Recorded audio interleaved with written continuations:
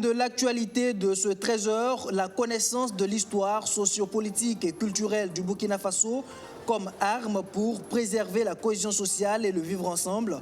C'est la conviction du cadre de réflexion et d'action pour le développement durable. Une conférence publique est organisée à cet effet au profit des jeunes. Et puis, coup de projecteur sur une web télévision qui impacte le développement rural. Agribusiness TV s'illustre en mettant en lumière l'innovation de jeunes burkinabés et africains dans le domaine agricole. Un engagement qui vaut plusieurs lauriers au plan national et international à son promoteur Innocent Maïga. Son prêt dans un instant. Bonjour mesdames et messieurs, ravi de vous retrouver. Encouragement, compassion, solidarité, la télévision BF1 toujours au cœur des attentions après l'incendie survenu dans ses locaux samedi dernier. Lundi, plusieurs délégations d'institutions et d'organisations de la société civile ont effectué le déplacement pour témoigner une fois de plus leur soutien à la télévision. Je vous propose d'écouter quelques réactions. Et pour une maison que nous connaissons déjà la façon de travailler, et des premières maisons au Burkina quand on va compter 1-2, voilà, à faire du bon boulot. Et nous compatissons pour cette télévision BF1 avec le partenaire. Et naturellement, on se dit que va aller très vite parce qu'on connaît le dynamisme aussi du personnel, son directeur général. Nous sommes venus pour notre solidarité, notre compassion. Cette maison qui est une et dire que nous sommes de tout cœur avec eux et prier Dieu que des événements malheureux n'arrivent plus jamais. Et rendre grâce à Dieu également parce que les dégâts auraient pu être plus énormes. Mais là, grâce à l'appui des soldats de l'incendie, on est arrivé rapidement à circonscrire donc, le feu. Et comme le Mosi aime le dit, on dit Nezunoro. Parce que ça aurait pu être plus grave, il n'y a pas eu de blessés. Et on remercie en cela le Tout-Puissant. Et on se dit que ce qui va arriver, pour ce que vous avez subi comme perte, ce qui va venir sera supérieur à ça. Et on vous témoigne vraiment notre soutien, notre amitié dans cette situation. Que Dieu fasse que tout rentre dans l'ordre et que ça se passe bien pour BF1, que BF1 engrange plus de ressources et que ce malheur soit vraiment derrière eux. Il fait partie des ministres qui ont été reconduits à leur poste dans ce nouveau gouvernement de Christophe Joseph Dabiré, formé il y a un peu plus d'une semaine. Le professeur Stanislas Ouattara, ministre de l'Éducation nationale, a rencontré ce matin les acteurs de l'éducation de la région du Centre pour cette première réunion de l'année 2021. L'heure était au vœu du Nouvel An. L'occasion a surtout été marquée par la montée des couleurs. Justin Hermonton.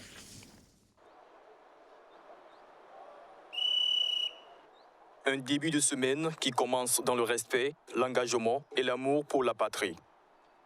Cette montée des couleurs, ici au ministère de l'Éducation nationale, de l'alphabétisation, de la promotion des langues nationales, est une occasion pour le ministère de présenter ses vœux aux acteurs de l'éducation de la région du Centre.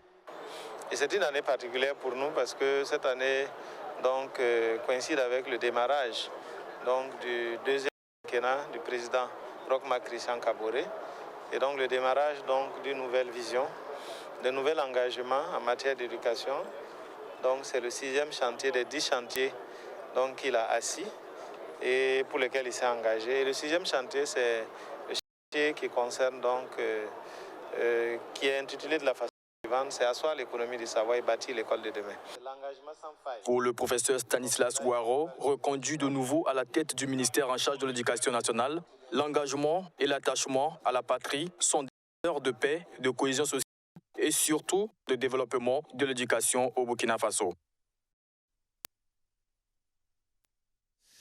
Coopération à présent, l'ambassadeur de Chine était en fin de semaine dernière chez le Premier ministre. Le diplomate est allé féliciter Christophe-Joseph Dabiré pour sa reconduction à la tête du gouvernement. Occasion pour les deux personnalités de revisiter les actes de coopération entre les deux pays. Stéphanie Hine.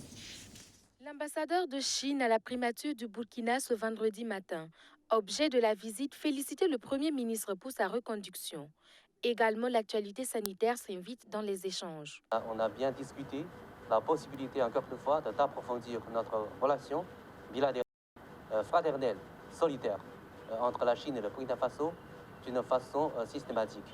On a surtout de peut-être discuter la coopération dans le domaine, par exemple, sanitaire, puisque dans la lutte contre le Covid-19, ces derniers temps, on a bien réussi à vraiment de contenir la contamination générale du virus ici au Burkina pour la première phase. Au cours de ces échanges, les projets de coopération sont passés en revue et de nouveaux domaines sont identifiés pour les 5 années à venir. Le gouvernement chinois a déjà peut-être de donner encore une fois de nouveaux matériels pour le gouvernement burkinabé dans les prochains jours. Et aussi la possibilité d'être concrétisé des projets comme d'infrastructure et aussi des projets éducatifs et d'autres projets concernés. L'ambassadeur de la Chine au Burkina dit vouloir élargir les perspectives de coopération et espère de fructueuses collaborations avec le nouveau gouvernement. Et justement, le nouveau gouvernement, interpellé par des organisations de la société civile sur le cas du docteur Elliott, enlevé par des terroristes le 15 janvier 2016. Cela fait maintenant 5 ans, toujours aucune nouvelle de ce médecin australien qui s'était installé à Djibo depuis 1972. Les habitants de la ville ne l'ont pas oublié. Vendredi dernier, à l'occasion du triste anniversaire du rapt, des acteurs de la société civile ont interpellé le gouvernement à agir pour sa libération. Rémi Lambert-Lévy. Le 15 janvier 2016, la province du Soum perdait l'un de ses plus grands philanthropes. Le docteur Elliott Kenneth Arthur, enlevé avec sa femme depuis lors, reste sans nouvelles. 5 ans se sont écoulés et toute la région reste orpheline de son réputé chirurgien qui s'était installé dans la localité en 1972. L'appel des organisations de la société civile de la province en cette 5e date anniversaire de son enlèvement est adressé une fois de plus au gouvernement burkinabé. L'objectif général de cette conférence de presse de ce matin est non seulement de traduire notre engagement par le refus de l'oubli et de la fatalité, inviter les autorités nationales sur la nécessité de communiquer sur le niveau d'avancement du dossier Elliott et de s'inspirer ou de s'enrichir de l'exemple du Mali voisin pour obtenir le plus tôt possible la libération du docteur Elliott.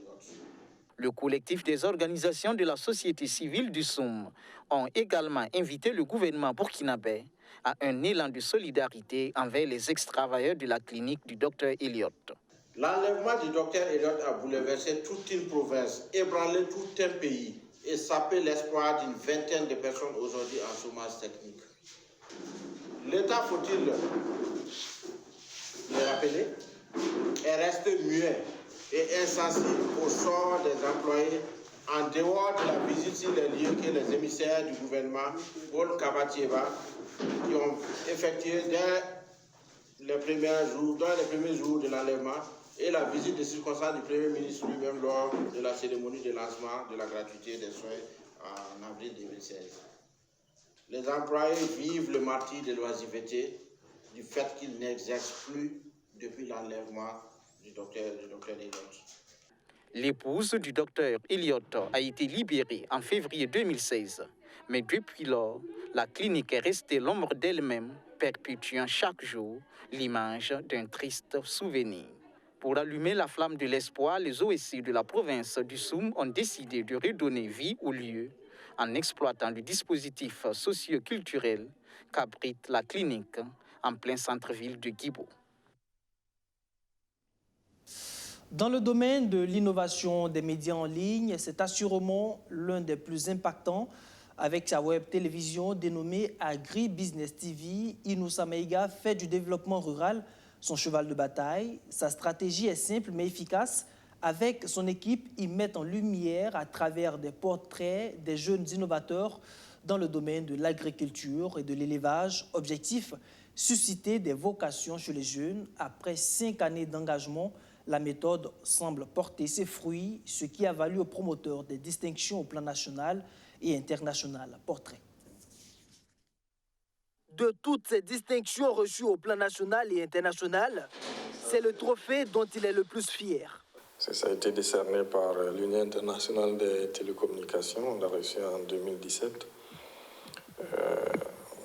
dans le cadre du sommet mondial de la société et de l'information. L'ensemble de ces trophées ont été décernés à son agence Mediaprod pour le dynamisme de sa web télévision AgriBusiness TV. Une plateforme numérique qui met en lumière l'innovation des jeunes burkinabés et africains dans le domaine agricole.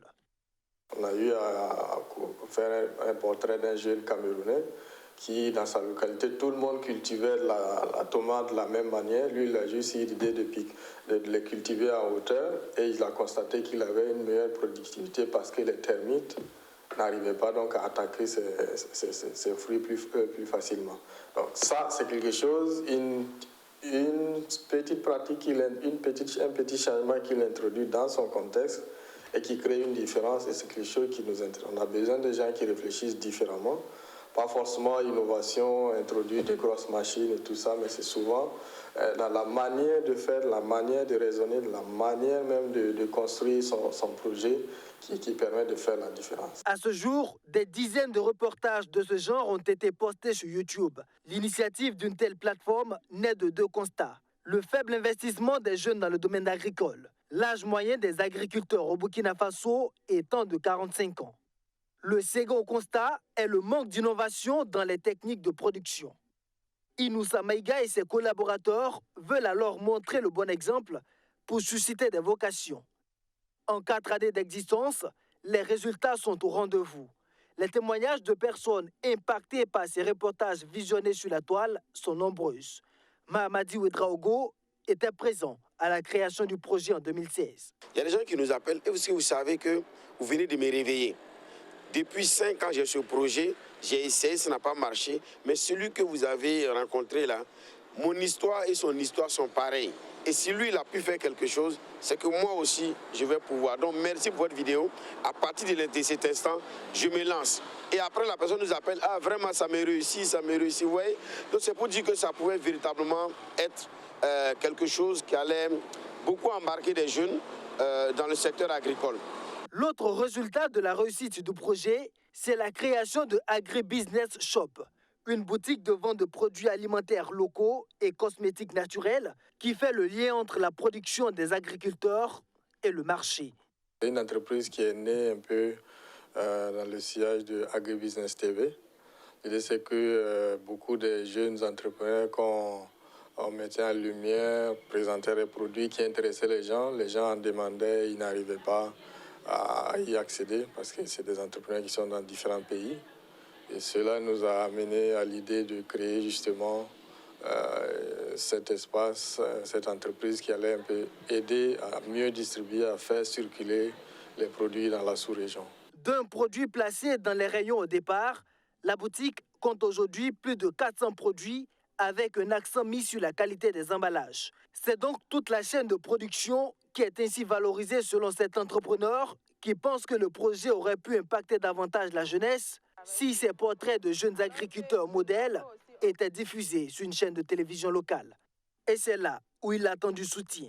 Car pour lui, le taux de pénétration d'Internet au Burkina Faso est encore faible, ce qui réduit considérablement l'impact de ces productions sur les jeunes. La préservation de la paix, la cohésion sociale et le vivre ensemble passent par la connaissance de l'histoire sociopolitique et culturelle du Burkina Faso. C'est la conviction du cadre de réflexion et d'action pour le développement durable. Et sa cible, ce sont les jeunes. Le 16 janvier dernier, une conférence publique a été organisée à cet effet. Justin Hermonton. Connaître l'histoire sociopolitique et culturelle du Burkina Faso pour préserver la paix, la cohésion sociale et le vivre ensemble. Cette conférence publique, initiée par le cadre de réflexion et d'action pour le développement durable, CRED, a pour but de créer une synergie d'idées pour le développement durable au Burkina Faso. L'association a un plan d'action qui compte 4 axes. Il s'agit de la participation à l'amélioration du jeu démocratique et à la bonne gouvernance, la formulation de solutions concrètes aux problématiques économiques de notre pays, de la proposition de solutions aux grandes interrogations liées au développement social des Burkinabés et enfin, il y a la question transversale de l'environnement. Créé en décembre 2019, le cadre de réflexion et d'action pour le développement durable veut motiver la population burkinabé et surtout les jeunes à connaître l'histoire culturelle et politique du pays des hommes intègres. Il y a la jeunesse, mais aussi nous visons ceux qui aspirent à des positions de leadership ou bien qui occupent déjà des positions de leadership maintenant, que vous soyez des responsables politiques. Il est important que vous puissiez savoir sur quoi vous êtes assis, sur quoi est-ce que vous marchez. Un développement qui se bâtit sans la culture est un développement qui est à l'avance faussé parce que nous bâtissons sur des référents qui appartiennent à d'autres peuples. Or, notre peuple a été organisé depuis très longtemps. L'activité est soutenue par le ministère en charge de la culture, qui adhère à cette dynamique d'amener les jeunes à la connaissance pour un développement solide au Burkina Faso.